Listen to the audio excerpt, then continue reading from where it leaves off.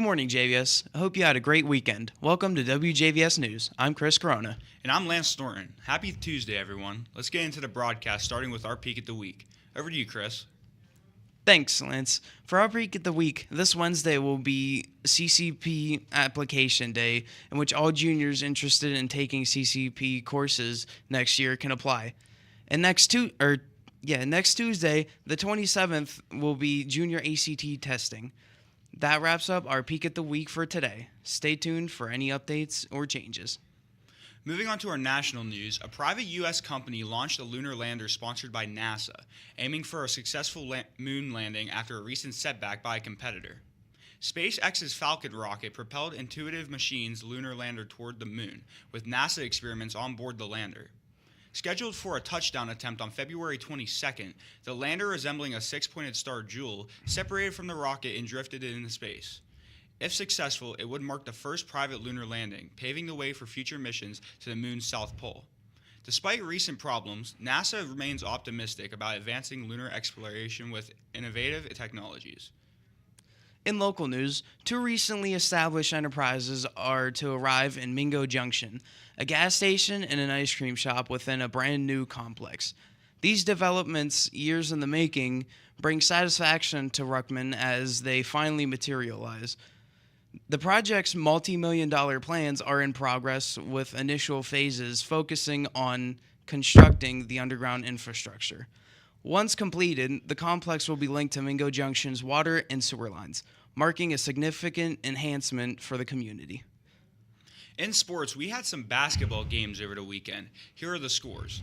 In boys basketball, Toronto defeated Frontier 46-28. Big Red defeated Cambridge 58-49. And in girls basketball, Catholic Central lost to Bishop 59-43. Now that we've looked at the scores, let's look at the upcoming schedule for this week.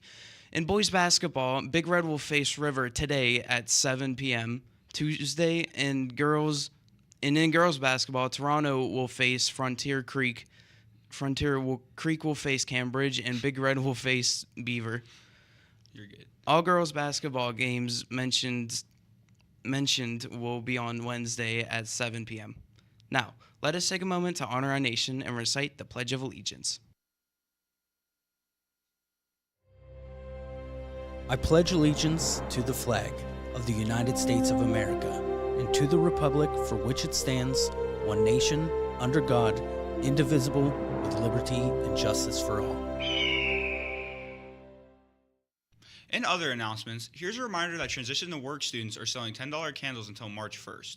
The candles are made by former two Transition to Work students, Jack Fluharty and Mackenzie Owen, who work for the candle company Upland South. Stop down to Transition to Work to see the different scents. Students, ACT fee waivers are now available for students who receive free or reduced lunch. Please email Mrs. Henderson to ask for one. Next week, Animal Science and others invite you to help them celebrate FFA Week with a week-long run of fun activities. Tuesday, February 20th, or today, celebrate by wearing your favorite flannel or plaid. Stay tuned for more updates as we go. Remember, if you would like something announced on the show, morning news request forms can be found in the front office. Please submit your forms to Mr. Long or Mrs. Wilson for approval. And that wraps up another edition of WJVS News. Thank you for joining us today, and have a great rest of your day.